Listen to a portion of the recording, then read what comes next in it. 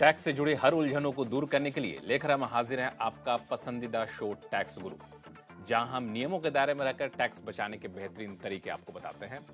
नमस्कार, मैं हूं लक्ष्मण राय और हमारे साथ इस बार होंगी जानी मानी टैक्स एक्सपर्ट गौरी चड्ढा, जो हमारे साथ स्टूडियो में है। गौरी, आपका स्वागत है हमारे शो में।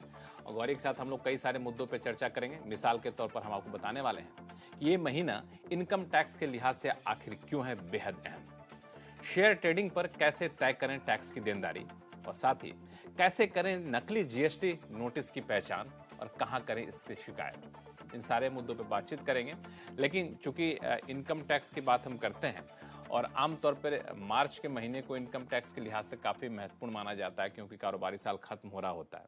तो कुछ लोग अप्रैल को मानते हैं, चूंकि कारोबारी साल शुरू हो रहा होता है। लेकिन हम आपको बताने वाले हैं कि मार्च अप्रैल नहीं बल्कि मई का महीना जो है वो आपके लिए बेहद अहम है। क्यों अहम है? ये इसके लिए अलग अलग तारीख है, जिसमें उस तारीख तक आपको इनकम टैक्स से जुड़े हुए ये काम निपटा लेने। वो काम कौन से हैं और तारीख कौन से हैं, गौरी से पूछते हैं। गौरी, ये मई के महीने में भी कई सारी डेडलाइन है। बिल्कुल बिल्कुल लक्ष्मण, बहुत सारी डेडलाइंस हैं। सबसे पहले अगर हम शुरुआत करें तो 7 मई से पहले आपको टीडीएस जमा कराना है अप्रैल महीने का। जिस तरह हम हर महीने का टीडीएस अगले महीने की 7 तारीख से पहले या 7 तारीख तक कराते हैं। तो सबसे पहले तो हो गया टीडीएस जमा कराने का। दूसरा आपकी डेट हो गई 15 मई, जिसमें आपने अगर कोई प्रॉपर्टी खरीदी है तो उसका आपने रिटर्न भर के जो सर्टिफिकेट देना है वो देना है। साथ में टीसीएस की जो रिटर्न है उसकी डेट भी 15 मई है।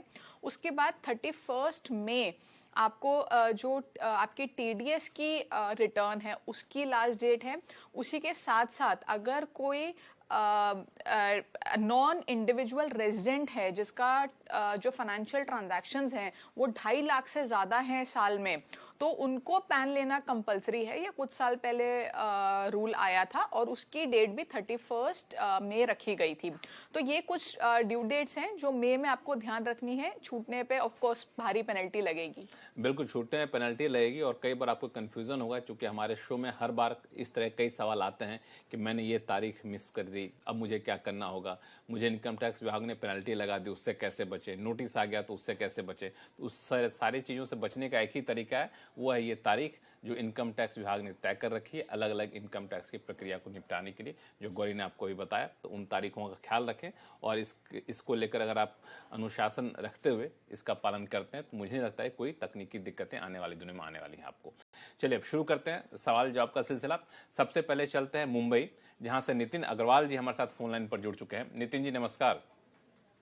नमस्कार। कैसे हैं आप? अच्छे। बताएं टैक्स गुरु कैसे आपको मदद करे। और thank you so much sir. Tax गुरु से क्या हम लोग कुछ कर सकते हैं आपके लिए, बताएं। देखिए, मैंने जो है हाँ करीब 9 साल पहले एक फ्री बॉन्ड आए थे। हाँ जो गवर्नमेंट कंपनियों के थे, पावर फाइनेंस कॉर्पोरेशन या आरईसी। तो अभी मैंने जो है अप्रैल के अंदर वो बॉन्ड बेचे हैं। ठीक है। और नियम बॉन्ड के बेचने पर 2 लाख रुपए का लॉन्ग टर्म कैपिटल गेन हुआ। 2 लाख रुपए का, ठीक है। और इस गेन पे कितना टैक्स मिलेगा इस फाइनेंशियल ईयर में बताया। ठीक है, गौरी हैं बताएंगे आप। 24 में। ठीक है गौरी। ठीक है, देखिए जो आपका टैक्स फ्री बॉन्ड है तो उस पे जो इंटरेस्ट आपका आया होगा वो तो आपका एग्जेम्प्ट होगा, उस पर आपने कोई टैक्स नहीं दिया होगा। अब आपको इस पे लॉन्ग टर्म कैपिटल गेन हुआ है 2 लाख रुपए का, तो इस पे आपको टैक्स देना होगा। ये आपका एक तरह से डेट की तरह ट्रीट होगा। तो इसमें आप जो डेट की कैलकुलेशन होती है उस हिसाब से कैलकुलेशन करके आप 20% का जो टैक्स है वो देंगे। तो 20% का आपको टैक्स देना होगा, डेट की तरह इसका कैलकुलेशन करेंगे।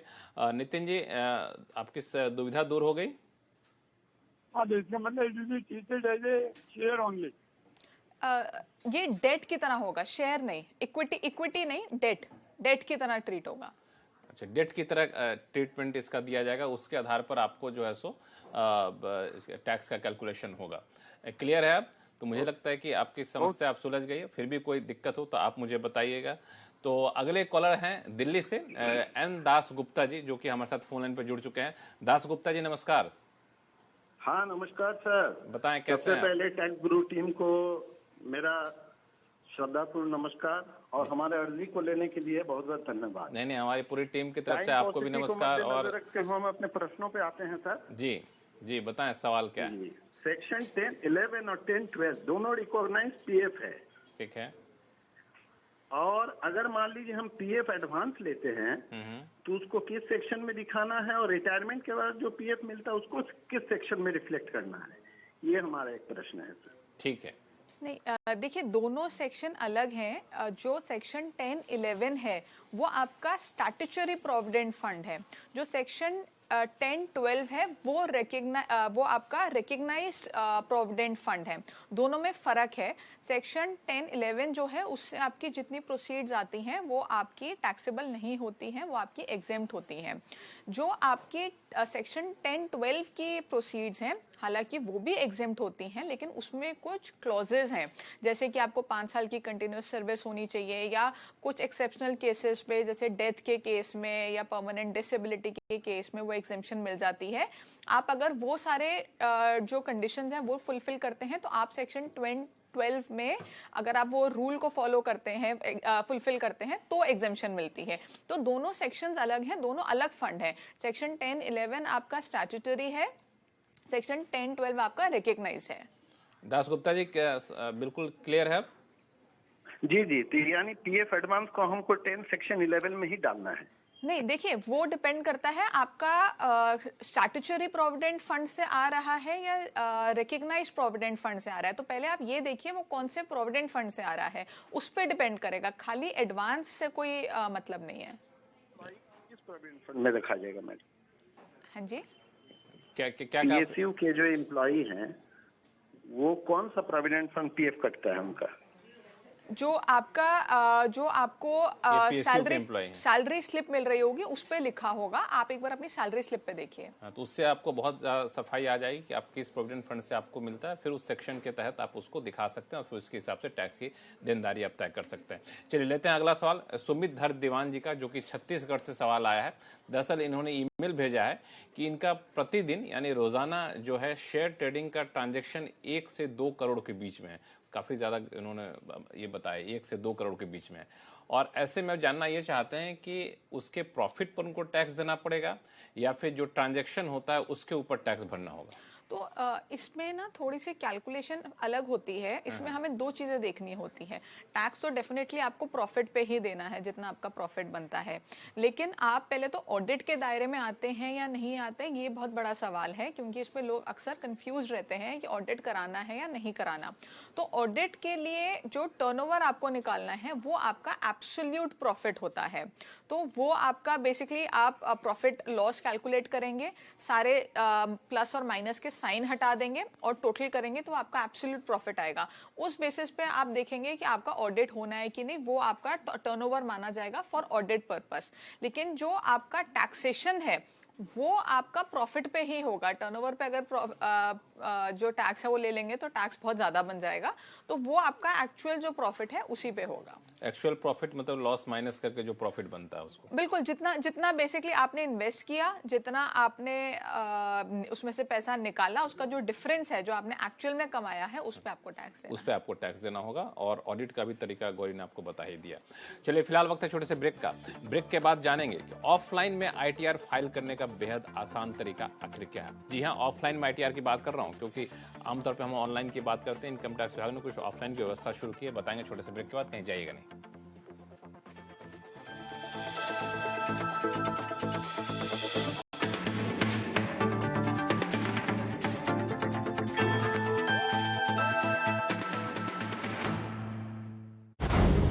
मार्केट के आखिरी 1.5 घंटे का सारा एक्शन आपका वापस 20-day एक्सपोनेंशियल मूविंग एवरेज है और वो सपोर्ट का काम करेगा मार्केट के लिए।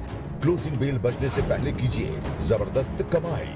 वो चीज जो कि कल हमारे हक में थी स्लिप कर रही है हमारे फेवर में। कॉल राइटर्स, पुट राइटर्स पूरी तरीके से हावी हैं। तो यहीं पर हमने देखा है वो अच्छा खासा रुझान खरीदारी का बना है जाने माने एक्सपर्ट के साथ। निफ्टी के पैटर्न को देख के लगता है कि बैंक निफ्टी में भी हमें ब्रेकआउट देखने को मिल जाएगा। देखिए कमाई का अड्डा के प्रायोजक हैं server 40 extra, can't do without it.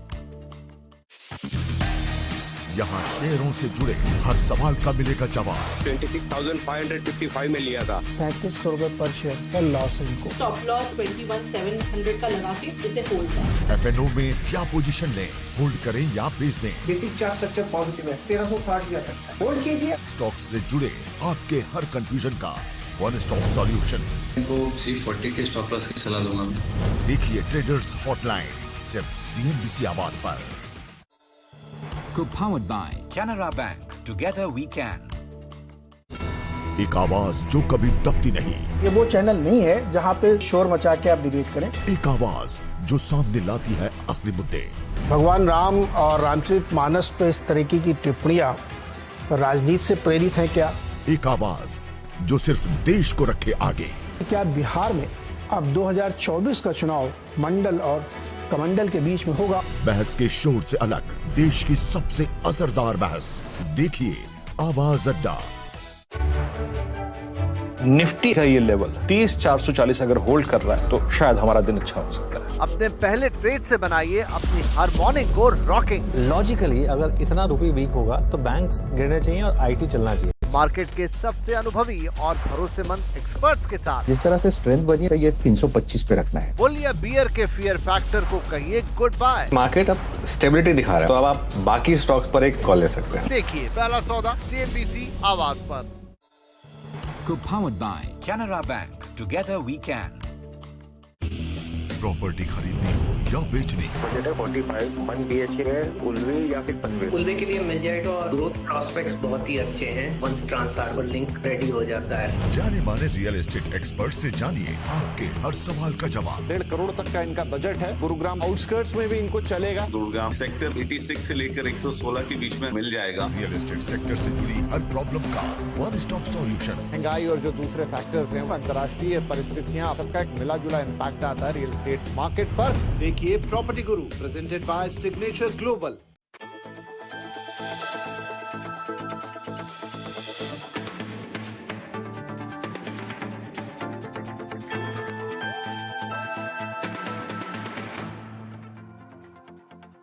Break के बाद एक बार फिर से आपका स्वागत है। आप देख रहे हैं टैक्स गुरु और आपके सवालों का जवाब देने के लिए हमारे साथ हैं जानी मानी टैक्स एक्सपर्ट गौरी चड्ढा। गौरी, लोगों के सवाल ने उससे पहले एक मामला कि आमतौर पे हम लोग ऑनलाइन ITR फाइल करते हैं और कई बार लोगों को डर होता है कि ऑनलाइन फाइल करेंगे पता नहीं क्या गलती फाइल कर पाएँ। पहले तो ऑफलाइन हम लोग करते थे जाकर के इनकम टैक्स दफ्तरों में जाके। अब उन दोनों के बीच का रास्ता कि इनकम टैक्स विभाग निकाला है कि ना तो आपको दफ्तर जाना है ना तो आपको ऑनलाइन भरना है, बल्कि ऑफलाइन आप भर सकते हैं। ये क्या है पूरा माजरा? तो इसमें लक्ष्मण थोड़ा सा ये मेरे हिसाब से कहीं ऑफलाइन और ऑनलाइन के बीच का तरीका है, जिसमें आपको इनकम टैक्स ऑफिस तो नहीं जाना और आपको प्रॉपरली जो आप यूटिलिटी से फाइल करते हैं वो भी नहीं करना।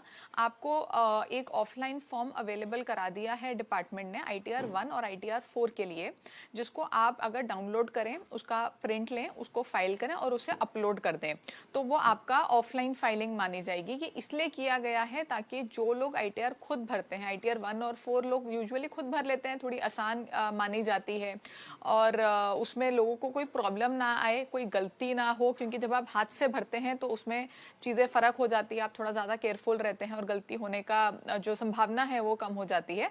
तो ये तरीका है जिसमें आप ऑफलाइन भर सकते हैं, लेकिन ये सिर्फ ITR 1 और 4 के लिए अभी अवेलेबल है। सिर्फ ITR 1 और 4 के लिए, लेकिन ITR 1 और 4 बहुत ज्यादा भरी जाती है, सबसे इजी फॉर्म्स होते हैं। इसको कई बार लोग खुद भरना चाहते हैं। ज्यादातर लोग ITR 1 और 4 एटलीस्ट 1 तो ज्यादातर लोग खुद ही भरते हैं, उसमें कोई प्रोफेशनल हेल्प आपको ना लेनी पड़े, इसीलिए सरकार ने ये शुरू किया है। तो चलिए, तो आप इसका फायदा उठा सकते हैं अगर आप ऑफलाइन और ऑनलाइन के बीच का रास्ता अपनाना चाहते हैं। तो कोई दिक्कत होगी तो हम लोग यहाँ पे बैठे हुए हैं। फिर से शुरू करते हैं सवाल जवाब का सिलसिला। चलते हैं आगरा, जहाँ से पंकज जैन जी हमारे साथ फोन लाइन पर जुड़ चुके हैं।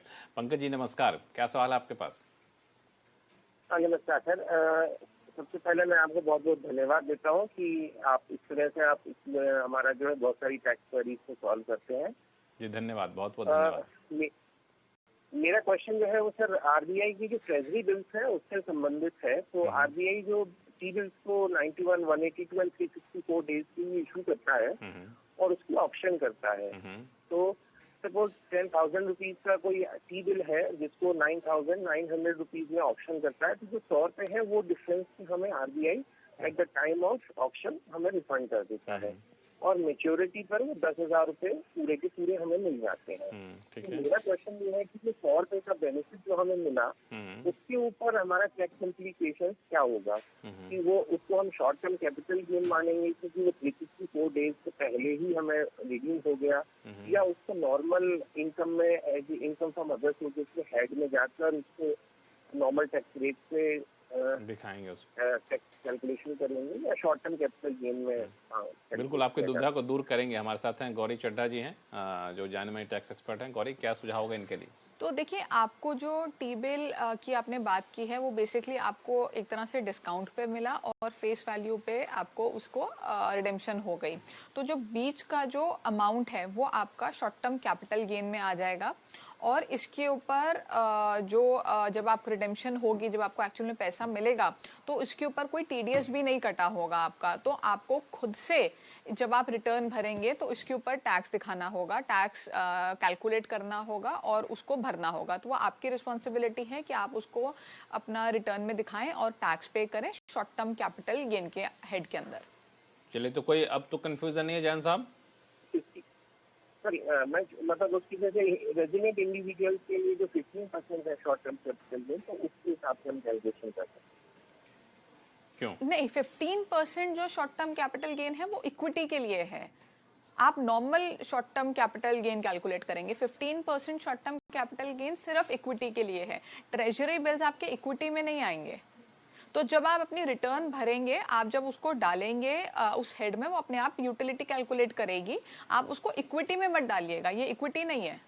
ये इक्विटी नहीं, इसका ध्यान रखिएगा। और जैसा गौरी ने बताया, अगर उस ढंग से आप फाइल करते हैं, वहाँ पे कोई दिक्कत आती है तो फिर आप हमसे संपर्क करिएगा, हम लोग उसको और भी सुलझाने की कोशिश करेंगे।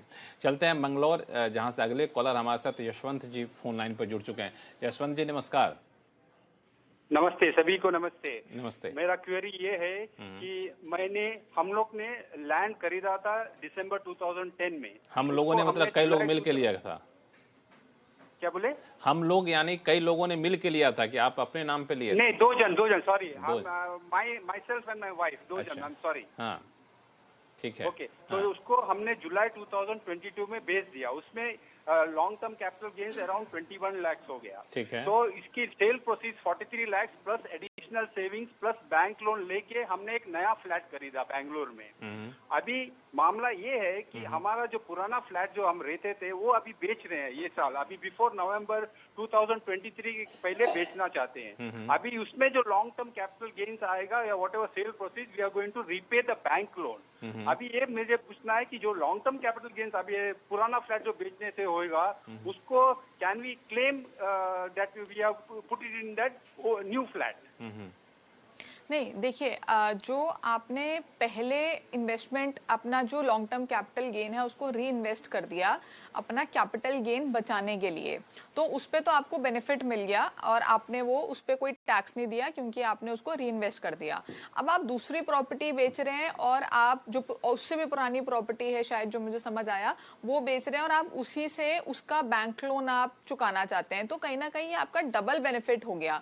यानी कि आप एक ही प्रॉपर्टी से दो बेनिफिट ले रहे हैं, तो ये पॉसिबल नहीं होगा। आपको एक प्रॉपर्टी के अगेंस्ट जब आप मतलब एक पैसे पे, एक अमाउंट पे एक ही बार बेनिफिट मिलेगा एक ही प्रॉपर्टी से। इसके लिए आपको दूसरी प्रॉपर्टी में इन्वेस्ट करना पड़ेगा, उस सेम अमाउंट को रीपे करके आप उसका बेनिफिट नहीं ले पाएंगे। यशवंत जी समझ गए? ओके, ठीक है, thank you very much, thank you. चलते हैं गांधीनगर गुजरात, जहां से अगले कॉलर हमारे साथ हैं भरत भाई। भरत भाई साहब नमस्कार। हाँ नमस्कार। बताएं क्या उलझन है? हाँ, मैं सैलरीड पर्सन हूँ, तो मेरी जो सैलरी है अभी टैक्सेबल स्लैब में 20% में आता है। ठीक है।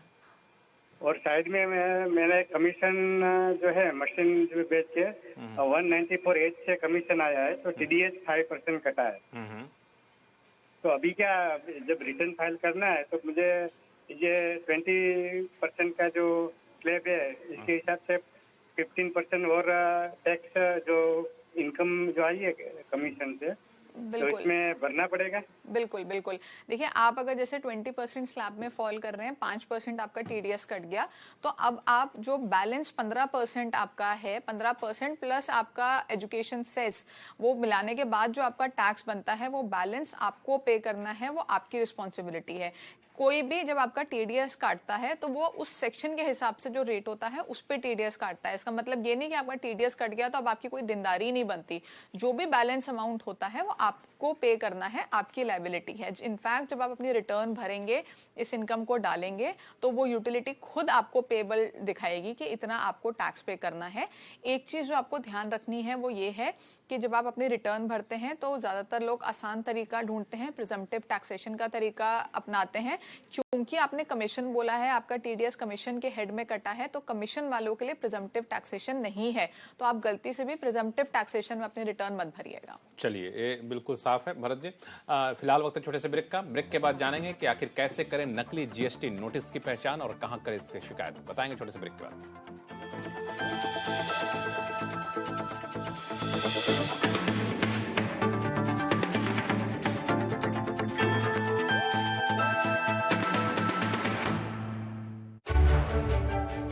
निफ्टी का ये लेवल 30,440 अगर होल्ड कर रहा है तो शायद हमारा दिन अच्छा हो सकता है। अपने पहले ट्रेड से बनाइए अपनी हर मॉर्निंग को रॉकिंग। लॉजिकली अगर इतना रुपये वीक होगा तो बैंक्स गिरने चाहिए और आईटी चलना चाहिए। मार्केट के सबसे अनुभवी और भरोसेमंद एक्सपर्ट्स के साथ जिस तरह से स्ट्रेंथ बनी है, ये 325 पे रखना है। बुल या बियर के फियर फैक्टर को कहिए गुड बाय। मार्केट अब स्टेबिलिटी दिखा रहा है, तो अब आप बाकी स्टॉक्स पर एक कॉल ले सकते हैं। देखिए पहला सौदा CNBC आवाज पर।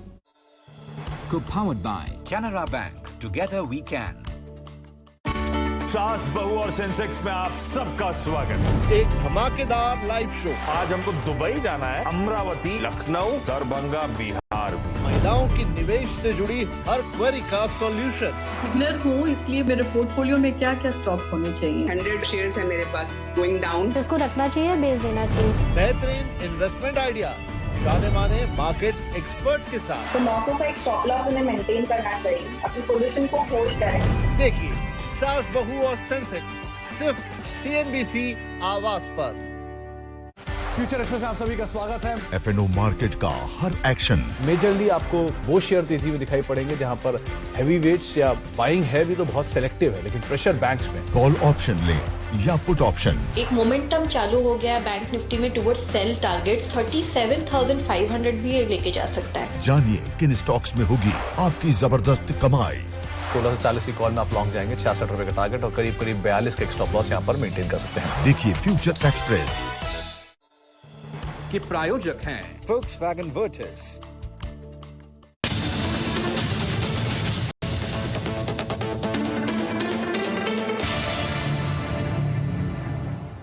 ब्रेक के बाद एक बार फिर से आपका स्वागत है। आप देख रहे हैं टैक्स गुरु और आपके सवालों का जवाब देने के लिए हमारे साथ हैं जानी मानी टैक्स एक्सपर्ट गौरी चड्ढा। गौरी, लोगों के सवाल ने उससे पहले एक और मामला जो काफ़ी इन दिनों आ रहा है, कई लोग भेजते भी हैं, वो है कि जीएसटी नोटिस को लेकर के। क्योंकि जीएसटी को लेकर सरकार सख्त है तो वाकई में कई नोटिस आ रहे हैं लोगों के पास, लेकिन कई बार इस माहौल का नाजायज़ फ़ायदा भी लोग उठा रहे हैं, नकली जीएसटी नोटिस भेजना शुरू कर दिए। तो मेरा सवाल है कि नकली जीएसटी नोटिस की पहचान आखिर कैसे करें कि नकली है कि असली है? बिल्कुल लक्ष्मण, इसमें सरकार ने कुछ कदम उठाए हैं जिससे एसएससी को पता लगे कि जो नोटिस उनके पास आया है वो जेन्युइन है कि वो फेक है। तो पहले जो सेंटर से नोटिस आता था उस पर डिन नंबर हुआ करता था, आज भी होता है, जो हम सीबीआईसी की वेबसाइट पे जाके अपना डिन नंबर डाल के चेक कर सकते हैं कि वो जेन्युइन है कि फेक है। लेकिन जो स्टेट से नोटिस आता है उसके ऊपर नहीं होता था, तो उसके लिए एक नई सुविधा सरकार लाई है जिसको हम RFN बोलते हैं। एक RFN नंबर आपके नोटिस के ऊपर मेंशन्ड होगा जो आप जीएसटी पोर्टल पे जाके सर्च कर सकते हैं। अगर तो आप बिना लॉगिन करे सर्च करते हैं तो आपको नोटिस की कुछ डिटेल्स देखने को मिलेंगी। अगर आप लॉगिन करके फिर सर्च करते हैं तो पूरी डिटेल्स आपको दिख जाएंगी उस नोटिस से रिलेटेड। तो आपको पता लगेगा कि वो नोटिस जो स्टेट से आया है वो जेन्युइन है कि वो फेक है। तो कोई भी एक्शन लेने से पहले या घबराने से पहले एक बार चेक करें कि वो नोटिस जेन्युइन है भी कि नहीं। तो वहाँ पे डिन नंबर डालने के साथ ही आपका जो नोटिस है उसके कॉपी की तरह वहाँ पे दिख जाएगा क्या? RFN डालने के बाद बिल्कुल जब आप लॉगिन करके डालेंगे तो सारी डिटेल्स आ जाएंगी, सब कुछ आ जाएगा जाएगा, आपको 100% पता लग जाएगा कि वो नोटिस जेन्युइन है आपका। तो किसी भी जीएसटी नोटिस पर आगे कदम उठाने से पहले एक बार जरूर चेक कर लीजिए कि ये नोटिस असली है कि नकली है, और असली नोटिस है कि नहीं है, इसकी पहचान करने का तरीका आपको गौरी ने बता दिया। इसका पालन करेंगे तो मुझे लगता है एहतियातन ज़्यादा बेहतर रहेगा, क्योंकि अलग अलग नोटिस के नाम पर काफ़ी ज़्यादा फर्जीवाड़े के मामले सामने आ रहे हैं। चलिए अब लेते हैं अगला सवाल। ये एक ईमेल के जरिए सवाल आया परसी वरियावा जी का।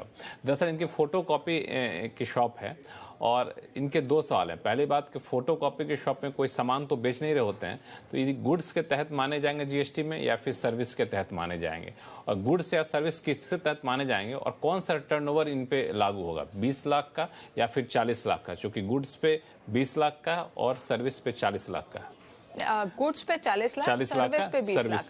तो अब इसमें क्या है कि जो ये दे रहे हैं ये तो सर्विस ही दे रहे हैं, तो कोई ट्रेडिंग तो कर नहीं रहे। ट्रेडिंग हो गई, गुड्स बेचने का मतलब हो गया आपने कोई गारमेंट खरीदा, आपने उसको आगे मार्जिन ऐड करके बेच दिया, उसका मतलब होता है आपने गुड्स की ट्रेडिंग करी। तो उस केस में आपका जो टर्नओवर कुछ स्टेट्स में आपका 40 लाख लागू होगा। लेकिन आप तो सर्विस दे रहे हैं, एक तरह से आप सर्विस इंडस्ट्री में हैं, तो आपके ऊपर 20 लाख का टर्नओवर लगेगा। अब आप जो भी रॉ मटेरियल खरीद रहे हैं उसको सर्विस देने के लिए, उसमें ऐसा नहीं है कि आप उसकी ट्रेडिंग कर रहे हैं, आप ट्रेडिंग नहीं कर रहे हैं, एक्चुअल में आप सर्विस दे रहे हैं, तो आपके ऊपर 20 लाख का टर्नओवर लगेगा। तो आप 20 लाख के टर्नओवर के हिसाब से अपने टैक्स का कैलकुलेशन कर सकते हैं। बिल्कुल बिल्कुल। तो इसमें आप साफ, लेकिन इसमें ये एक पेपर तो आप दे रहे होते हैं, देखिए पेपर वैल्यूएशन कर रहे होते हैं। वो एक तरह से रॉ मटेरियल है, वो आप यूज कर रहे हैं उस सर्विस को देने के लिए, तो आएगा ये सर्विस में ही। चलिए सर्विस में आएगा, बिल्कुल साफ है, और इसका टर्नओवर भी सर्विस के हिसाब से 20 लाख का आपके ऊपर लागू होगा। चलिए सभी सवालों का जवाब देने के लिए गौरी बहुत बहुत शुक्रिया।